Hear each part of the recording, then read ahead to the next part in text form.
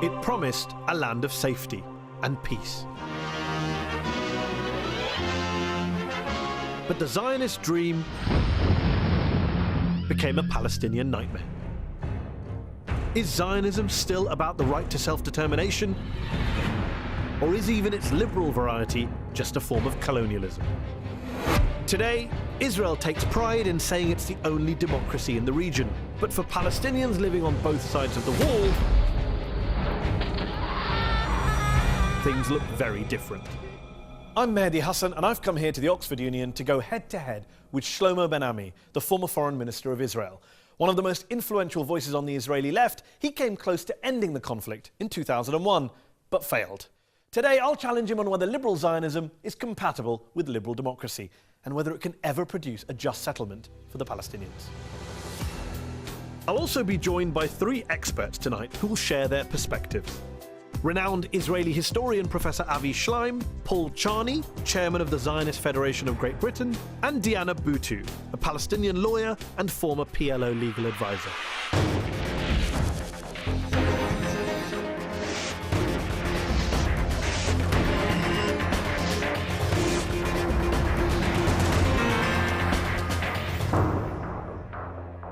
Ladies and gentlemen, Shlomo Ben Ami. He considers himself an ardent Zionist, but also a liberal and left-wing Democrat.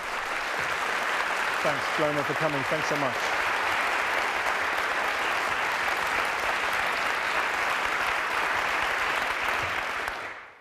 Shlomo Ben Ami, you would presumably describe yourself as a liberal, as a man of the left, as a Democrat, and yet you also describe yourself as an ardent Zionist.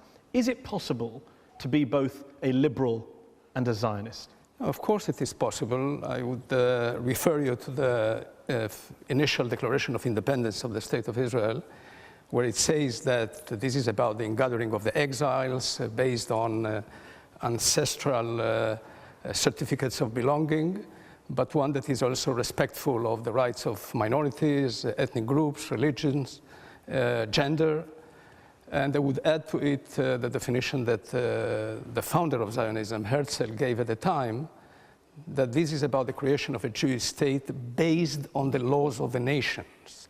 On international law, you would say today, if Israel respects all these parameters, this is the Zionism that I'm an ardent supporter of. So how would you define Zionism in a way that's, say, different to the way that a settler defines Zionism, or even Benjamin Netanyahu defines Zionism? Well, I say that in my book. I put the limits in the borders of 1948. I think that a state that is part of the community of nations should not settle beyond its internationally recognized borders. Admittedly, the 1948 borders were not recognized internationally, and one of the meanings, in my view, perhaps the main meaning of the 1967 war, is that it has legitimized the 1948 borders in the eyes of the Arab world. How does a political ideology, which at its core is about privileging a particular ethnic group, presumably over other ethnic groups, how do you reconcile that with the principles of liberalism, which is about equal rights for all, equal citizenship for all? I think you need an effort to reconcile the two, to square the circle. It's not easy. But I do agree that there is a fundamental anomaly in the creation of the State of Israel. This perhaps can explain the controversy around the Jewish state, because it was created in a very particular way. And given the background of Jewish history as we know it. But I do believe that enlightened leadership and more sober political construction in Israel could have reached that kind of squaring the circle. But when you talk about squaring the circle or anomaly, some people go further. They say there is inherent, more than just a tension, there's a contradiction.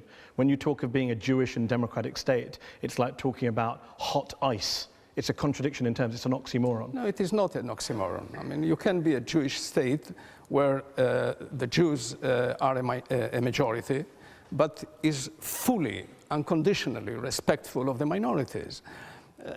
Look, without declaring it, many other states throughout the world gave priority to a majority ethnic or religion. You're right. So if we take the United States, for example, you could say there's a big debate about indigenous people there, Australia. The difference, surely, is that in the nature of Zionism, surely it's about preserving a Jewish majority. And that Jewish majority, of course, came about by expelling some of the Palestinians who were living within those original borders, those UN-mandated borders. You wouldn't have a Jewish majority and a Jewish state had you not expelled Palestinians along the way. Well, this is the way the State of Israel was created. I'm not trying to whitewash the anomaly in the creation of the State of Israel by saying that nations normally throughout history were born in blood and were born in sin. The difference is that Israel was born in the age of mass media. Imagine that the United States would have been born in the age of mass media after the elimination of the indigenous people. Today, the United States does not say it is the nation or the country of one particular ethnic group or religion. And whereas the Jewish state is called the Jewish state, you are, in its very title, is privileging one group of people over another group of people who happen to live within that state's borders. Well, that's why people talk about it's an ethnocracy, not a democracy, some suggest. You need to see that against the background of Jewish history. Now what we need is to reconcile that complex historical background with what a normal state should be. Let me go to our panel. Dr. Avi Shlaim is one of Israel's best-known historians. He's a professor emeritus of international relations here at Oxford University.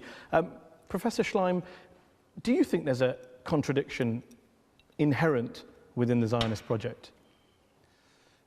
No, I do not think that liberalism and Zionism are a contradiction in terms. Zionism isn't a monolithic movement. Zionism is a pluralist movement, and there are many different strands of Zionism. And Professor Ben Ami represents the most liberal strand within the Zionist movement, and he represents the views of a handful, a few percent of the Israeli population. But mainstream Zionism has never been liberal. The gap between the lofty Zionist ideals and the reality of Israel's treatment of the Palestinians on the ground has always been so huge that Zionist leaders filled it with hypocrisy and humbug. You describe yourself, I believe, as a post-Zionist. What is that? It means that I'm not an anti-Zionist because I accept Zionism as the national liberation movement of the Jews. But I believe that the Zionist project was achieved by 1967. There was a viable Jewish state in the Middle East. And I would have liked Israel to have given back all the territories to trade them for peace so that everyone could get on with their lives, both Israelis and Arabs. And 1967 is a great watershed. Before 1967, Israel had considerable international legitimacy. It lost it in the aftermath of the war because it became a colonial power ruling over an Arab population. Let me bring in Paul Charney, who is chairman of the Zionist Federation of Britain and Ireland, a former lieutenant in the Israeli army. Avi Shlaim says that there's no inherent contradiction, he believes, between Zionism and liberalism and democracy, but the gap has been filled. In practice, the gap has been filled by hypocrisy and humbug. What's your response to that? I disagree with the premise of the question. I disagree with some of what my esteemed colleague has been saying. Let's come back to what Zionism is. Zionism was formed in the late 19th century as an answer, as a solution to the Jewish people who were persecuted around the world.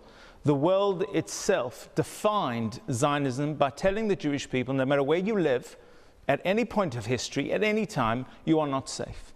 And the liberal Zionists at the time came up with the conclusion that we need a Jewish homeland, a safe Jewish homeland, in our Jewish historical national homeland for the Jewish people, and then we will be safe. Let me bring in Diana Buttu, who is a Palestinian law and activist, former legal advisor to the PLO between 2000 and 2005. And I believe your parents were born in what is now Israel, and you have Israeli citizenship as well. Shlomo Ben Ami says every country is born in sin. Do you think Israel is any different then? It's very different. The fact of the matter is that the Zionist movement and Zionism on the ground is the idea of creating not only a Jewish state, but at the expense of the indigenous Palestinian population. What Zionism is the idea of privileging and giving exclusive rights to one group of people at the expense of another group of people. This isn't liberal. This isn't relating to equality. There isn't a single Zionist who's able to say that they actually believe that Palestinians have the exact same rights as Israelis who are living in that country. And this is the fundamental problem with Zionism. What's your response to Diana? Well, Arab Israelis share in some way the predicament of Jews in the diaspora in the following sense, that they are equal by the law to the Jewish part of the population. But real life has discriminated against Arab Israelis in many fields. 700,000 Palestinians left what is now Israel. They didn't just all run away out of choice. In many cases, they were driven out. Do you accept that you would not have the Jewish majority and the Jewish state today without that original act, what the Palestinians call the Nakba, the catastrophe? History offered different options. 1947 was one option. You could have had an Israeli Jewish state without expulsion. If you hadn't had the expulsion, you wouldn't have a Jewish majority. This fact of history is today one of the major reasons that the Israeli right of center is ready to engage in a peace process in order to give away lands in the West Bank. The fear of a demographic doomsday. That's always been one of the central issues in this process. And would you accept that the Jewish state was built on an act of ethnic cleansing then? Well, there were elements of ethnic cleansing, there is no doubt about it. The story of Lida, of Lod. So there were obviously cases, and there were many other cases where the country was bisected by war, and people ran away out of fear. I don't believe that there was a master plan. Let's assume it was all an accident. Let's assume the Palestinians all ran away out of choice. You didn't let them come back. It's all very well acknowledging the history and saying that was unfortunate, this may have been ethnic cleansing. But I'm asking you, you say today I'm an ardent Zionist. That's part of the legacy of Zionism. Well, I accept it as it is. But you don't say I don't want to therefore take the tag of an ideology that produced that. And trying to reconcile the price that was paid by everybody in this conflict with a decent state of affairs. That is what is to be liberal today. Let's talk about that, but Paul Charney wants to come in here. Paul? In the 1950s, there was a Jewish majority in that land because the Arab nations expelled 800,000 Jews, and they had nowhere to go but Israel. The Arabs have created as much of a Jewish population in Israel as the Palestinians. Why haven't the refugees been allowed to return? Because the fundamental issue is that you view Palestinians as a demographic threat and that you don't believe in equality for Palestinians. I want to pick up what Shlomo said about dealing with now, the consequences of now. I hear a lot of people on the left in Israel say, you know, we're opposed to the settlements are bad, don't judge us on the base settlements, we're against settlements too. And there's this sense that settlements are somehow alien, distinct, different to Israel proper. Isn't the problem here that you can't distinguish the two, that they are part and parcel of the same enterprise? Yes, I think Israel hasn't been able to overcome the hangover from the years prior to the State of Israel, where settling the land was made by outsmarting the British and outwitting the Arabs. In 1967 unleashed this spirit of the old Jewish community in Palestine of settling the land. And I think that it's about time to put an end to it. When I hear people in Israel talking about settlements, there's two different types. There's someone like yourself saying it's time to bring it to an end. And we had Danny Dayan on this show, the former leader of the West Bank settlers, sitting in that very chair last year on Head to Head. And he said, quote, if Tel Aviv is not a colonialist project, then Malé Shomron, the West Bank settlement where he lives, is not a colonialist project. I.e., if the settlements are colonialist and illegitimate, then so too is Tel Aviv, so too is Haifa. He's got a point, isn't he? He's kind of bluntly honest about all No, this. he doesn't have a point. This is a silly argument. This is a totally silly argument, simply because 1948 is a reality that is now regionally, internationally recognized. And going beyond 1948, settling in the West Bank today, which is what remains for the Palestinians to have their own sovereign, decent state, you need to put limits to the sin. There has been, as I said, a sin in the creation of the State of Israel, as I do believe that there has been a sin in the creation of many nations throughout history. But you need to put a limit. And the limit, the reasonable limit, is the state of 1948. And going beyond that by saying that Tel Aviv is also a settlement is political pornography. Okay, let me ask Diana Buttu, when you hear someone like Shlomo Ben Ami here on the left of the Israeli political spectrum saying political pornography, what's your response? I hate to agree with Diane, but in a way, he's absolutely right. I mean, the fact that we're trying to make a distinction between what happened in 48 and what happened in 67 is a false distinction to be making. Zionism, at its fundamental core, is the idea of privileging one group of people over another.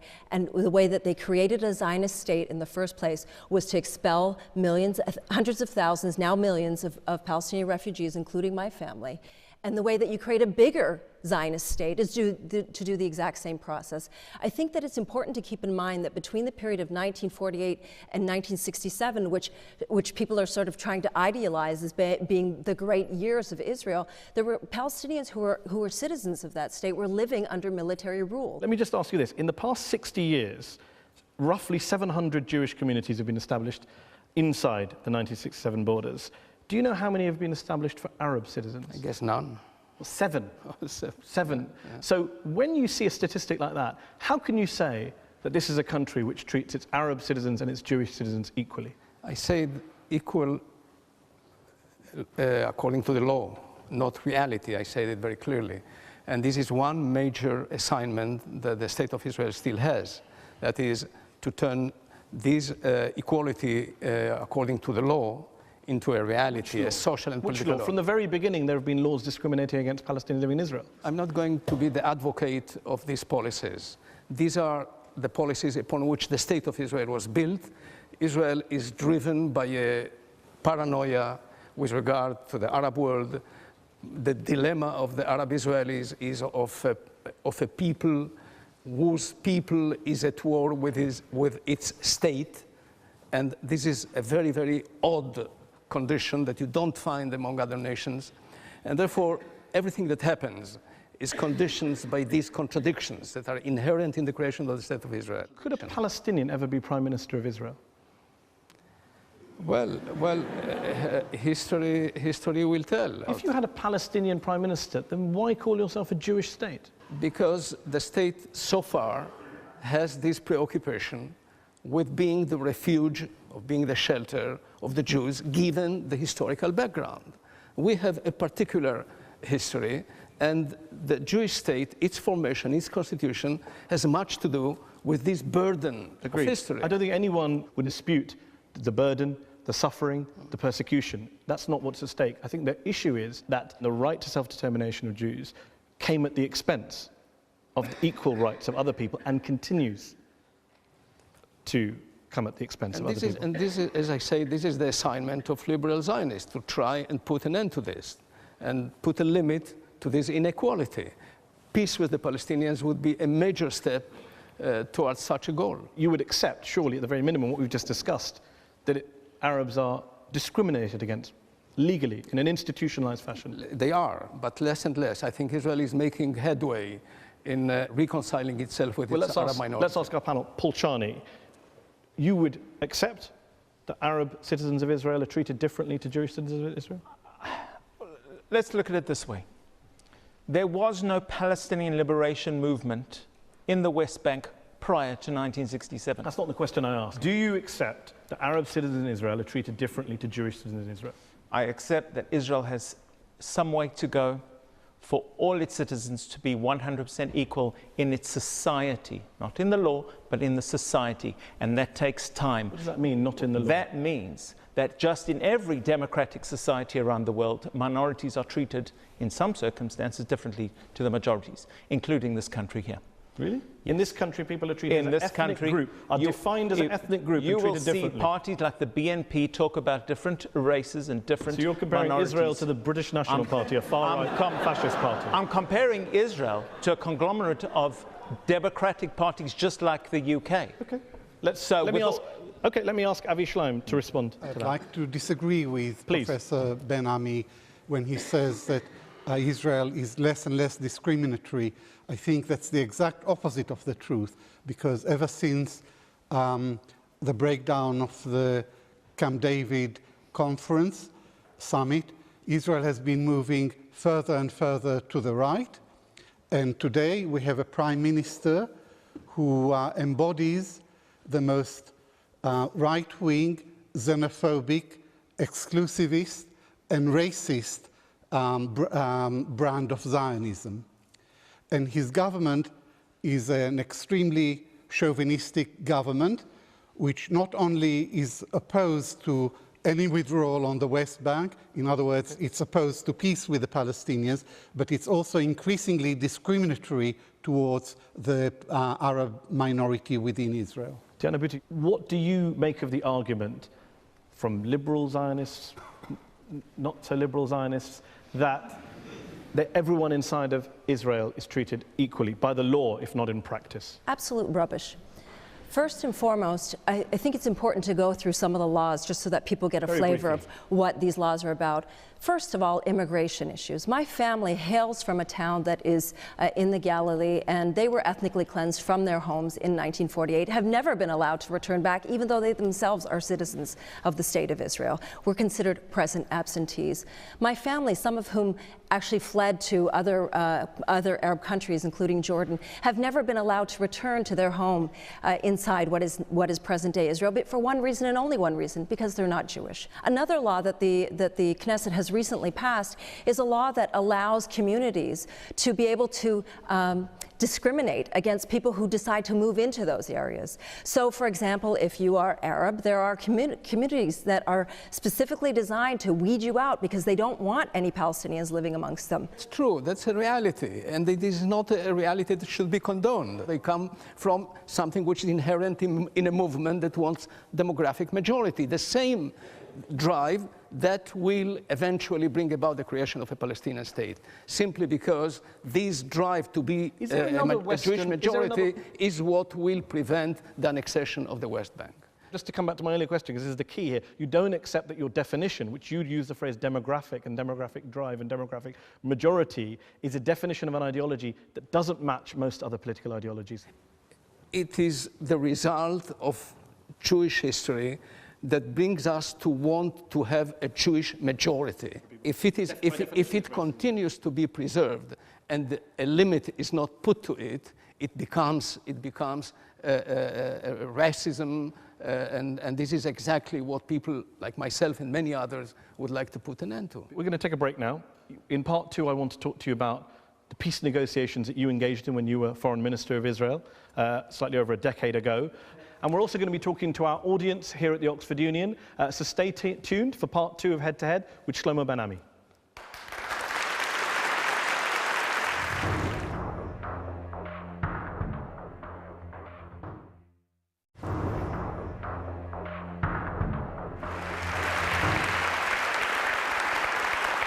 Welcome back to part two of Head to Head. We've been talking about liberal Zionism. Is there a contradiction between liberalism and Zionism? Our guest today is the former Foreign Minister of Israel, Shlomo Ben Ami. In part two, in this part, I'd like to talk about some of your experiences as a negotiator at Camp David, as a foreign minister for Israel at the Taba Peace Summit in January 2001.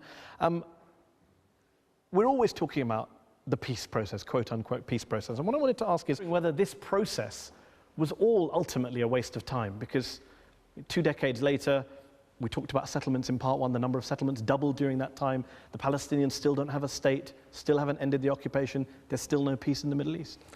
Well, it was not a waste of time. I think that we reached a point where we all understand what is the price of peace. When we came to the Madrid Peace Conference, we thought that peace is not about all the land, and the Arabs thought that it is not about all the peace. Today we do understand that this is about all the land and all the peace. That's one lesson. Another thing that was not a waste of time is that the peace process managed to bring into the idea of a two-state solution the Israeli center and the right of center. What is a waste of time is to insist on the paradigm. The paradigm of a peace negotiated directly between Israelis and Palestinians is not valid anymore, in my view. Taba in January 2001, where you led the Israeli negotiating team, how close do you think you came to an agreeing comprehensive peace deal between the Palestinians and the Israelis? I think we came very close. What happened to us is what happens in many other peace processes, where the political calendar clashes with the logic of the process. And we were very close to elections.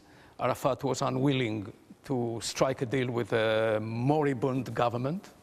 He truly believed that with Bush Jr. he might have a better deal. He remembered Bush Sr., but Bush Jr. turned out to be not the son of his father. Your old boss. It turned out to be the son of Reagan. But your old boss, Ehud Barak, didn't really want to do a deal either. That's not true. He was very keen on having an agreement. He came to the peace process the way Rabin came. He was not a peacenik. He saw it as a central pillar for Israel's security. And he wanted it very, very strongly. What I'm confused about is I read your book, Scars of War, Wounds of Peace, and I'm slightly confused because on the one hand you say things like, if I were a Palestinian, I would have rejected Camp David, the peace offer at Camp David. But not Taba, I said Camp David. You also say in 2001 after Taba, you say, quote, Arafat doesn't accept us, you said at the time. Neither he nor the Palestinian national movement accept us. Contrary to the Zionist movement, they are incapable of compromising. Let me explain what I mean by this. You see, for the Egyptians and the Syrians, a peace agreement with Israel is about real estate. It is about a piece of land. We gave back the Sinai Peninsula and we got a peace treaty. When it comes to the Palestinians, this is not about the political recognition of the State of Israel.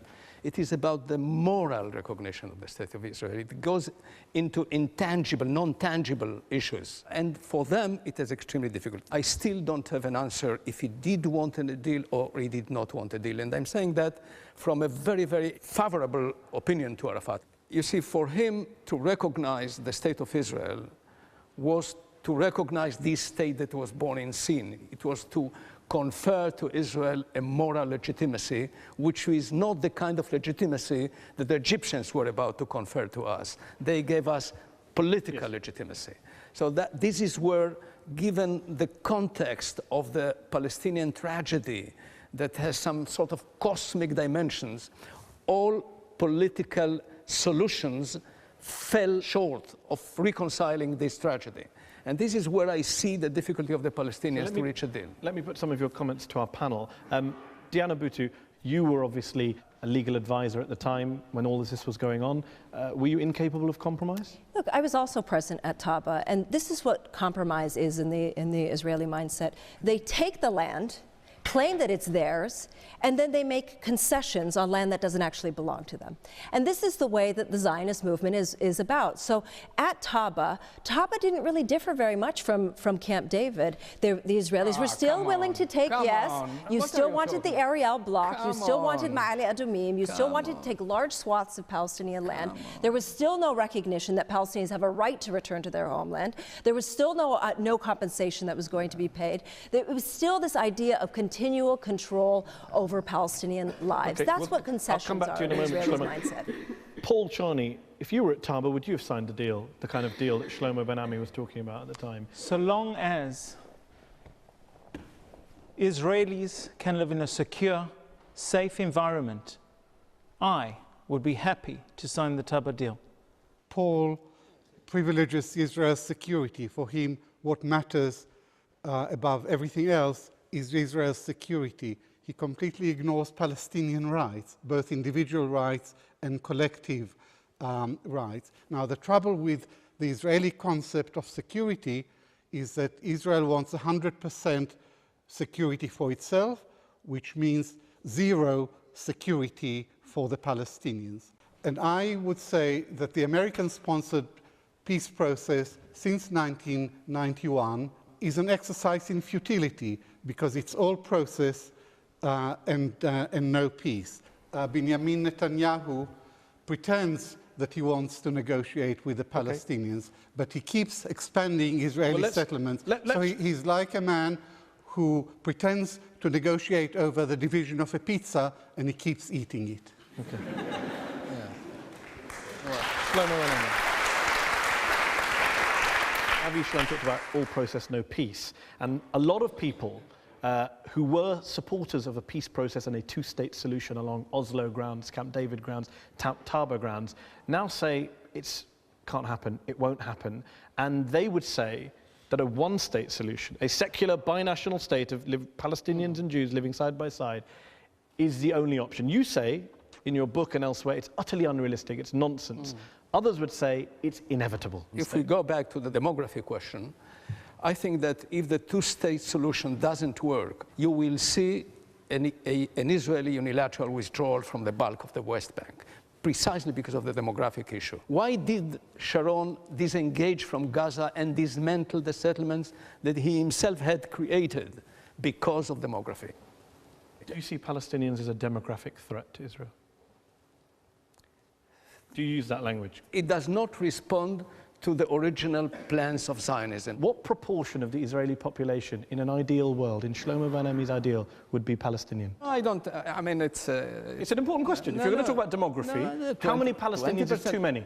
I can't say that. I don't know. If it was 51% Palestinian, would that be a problem for you as a liberal Zionist? I guess not, but as a whole, the state needs to have a Jewish majority, because that was the initial idea. This is the essential ideology. You're contradicting yourself. You're saying, I guess not to 51%, but the state needs to have a Jewish majority. You are discussing with me mathematics. I'm talking about the principle. I'm saying, in a Jewish state, with a quote-unquote demographic threat, or demographic race is the phrase you use in your book, how many Palestinians is too many? How many Muslims do you want in Britain?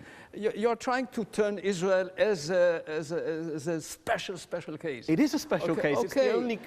It's the only democracy that defines itself on ethnic grounds. But there are others that do not define, but do it in practice. In practice, okay. Yeah. Let me... For example, the Arab world is... Arab states are not Muslims. I don't think the Arab states have ever claimed to be Western liberal democracies. Avi Shlaim, every country does it.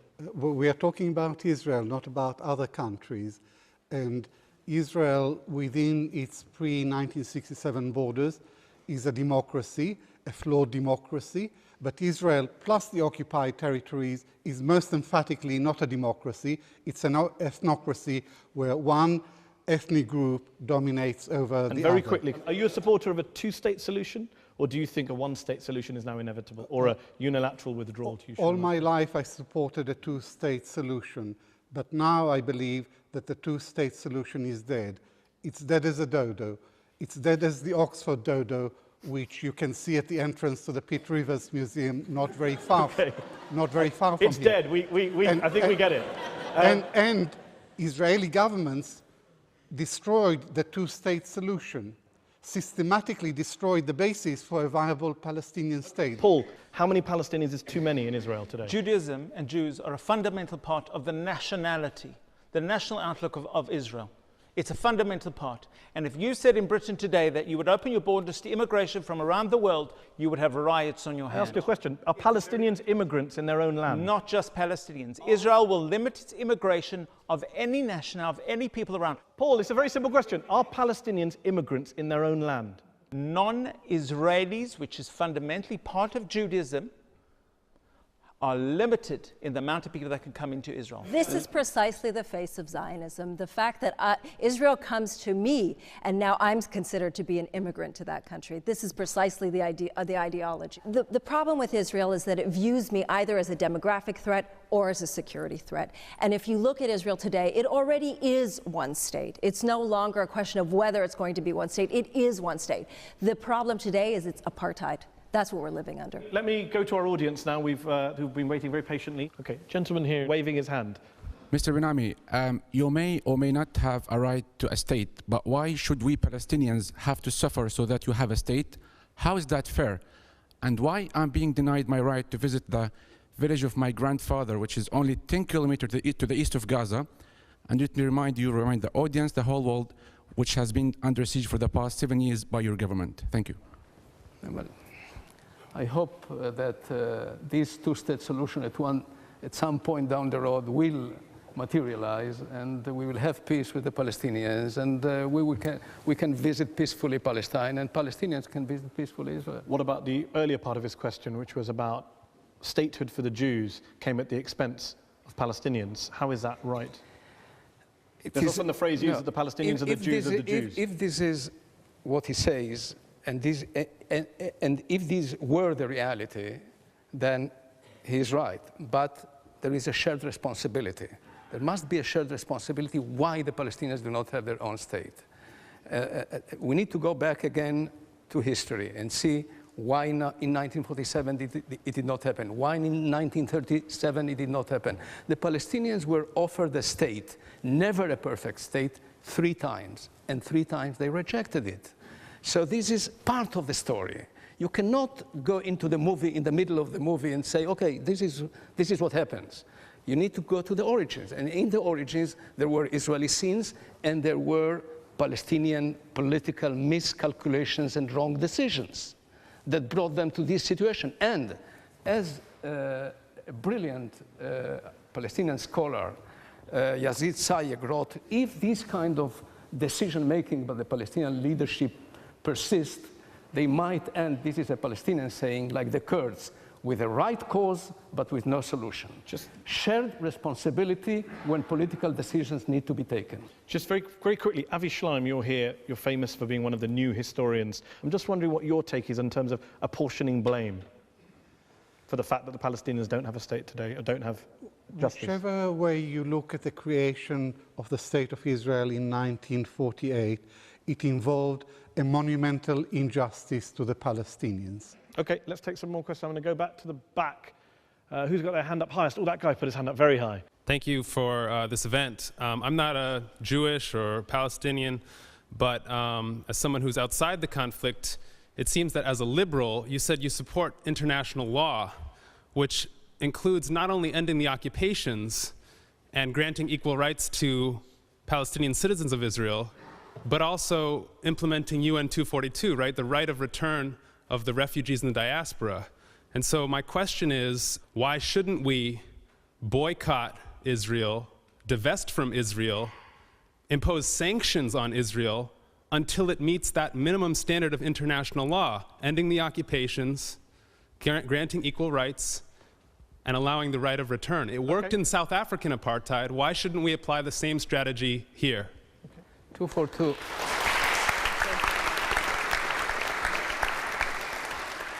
242 is not about ending occupation. 242 is about negotiating the end of occupation. And this was negotiated by some Israeli governments in good faith, and this is where you can discuss the question of shared responsibility. Why we did not reach an agreement in Camp David, why we did not reach an agreement in Taba, why we accepted the Clinton peace parameters and the other side did not accept them. So there was an attempt to reach a solution. What about refugees? About refugees, 194, this is another example of these divergent rhythms of decision-making between Israelis and Palestinians. 194 was rejected by the entire Arab world. And in Lausanne, Israel proposed 100,000 return of refugees. I admit that it was done as a tactic, but it was not accepted by the Arab world. Today, 100,000 refugees returning to Israel would have been a glorious achievement. I'm assuming you don't agree with boycotting Israel, but do you understand where that sentiment comes from? That people do see these kind of discriminatory laws, they do see these injustices, and they say, what else should we do? A peaceful means of trying to put pressure on Israel. I think that what they should do is push their governments to put pressure on the parties to reach a settlement. Sanctions need to be ruled out in this context. Diana Buttu, do you support, as a Palestinian, the boycott, divestment and sanction movement, the BDS movement? Absolutely. This is the only way that Israel's going to get the message that it's not above international law and that the Palestinians are not beneath international law. Okay, back to the audience. Lady here in the front row in the grey jacket. Do you want to speak up, please? You acknowledge that there is a gap between the equality that Israeli Arabs receive under the law and the equality they receive from their Jewish Israeli neighbors. What practical solutions can you describe right now for addressing and changing that mindset? Well, the only practical solution is a more proactive policies by Israeli governments.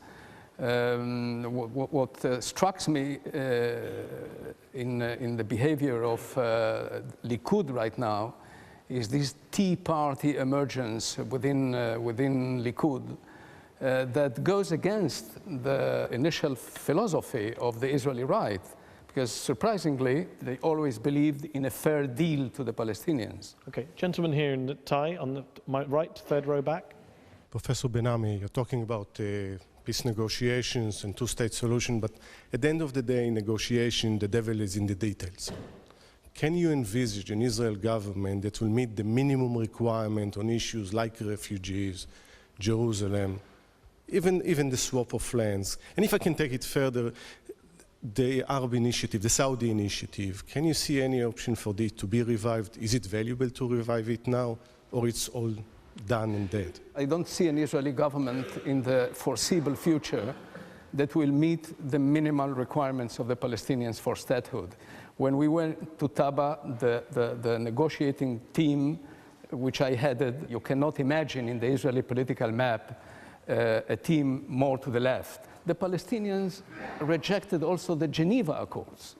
The political career of Yasser Abed-Rabbo was destroyed because he was party to the Geneva Accords. So one asks oneself, what is that minimum? Because do you think the current Israeli government should sign up to the Saudi peace plan, which has been on the table for a while? Not only the current Israeli government. I think that the governments from 2002 lost a historic opportunity to subscribe to the plan. By the way, the plan, when it comes to Jerusalem, goes beyond what the Palestinians agreed at Camp David and in Taba, which is not the division of Jerusalem east-west, but the division of Jerusalem along ethnic lines, which are the Clinton peace parameters. So I think that this is a workable, a livable plan that an Israeli government should have subscribed to. You don't think it's going to happen anytime soon? I don't see that, because the political map has shifted, as Avi said, rightly to the right, and Likud even has become an ungovernable party. Let's come back to the audience here. Let's come back to the lady 3 rows down with her hand up. Yes, on my left. I just wanted to know, as a liberal Zionist who embraces the idea of equality in Israel for the Arab citizens of Israel, and I am an Arab citizen of Israel, would you, how would you move forward in advancing this population? And would you agree to affirmative action policies that would advance this minority in Israel? Absolutely. I would subscribe to affirmative action. I would subscribe to affirmative action. Okay, let's go back to the audience. Lady here on my left. I wanted to ask you, going back to this divide between 1948 and 1967, you've made a compelling argument tonight as a liberal Zionist that the problem is the occupation and not the original sin of 1948. But we know that at this forum, Diana said that he rejects this, and Diana Buttu, our esteemed colleague here, has also said that this is really one and the same. And given these opinions of members of both nationalist camps who are not considered radicals within their own movements, what gives you hope for the two-state solution going forward? No, I'm not extremely hopeful. If the current paradigm continues, where the two parties are supposed to reach a settlement, there will not be a solution. A solution has to have an ingredient of imposition.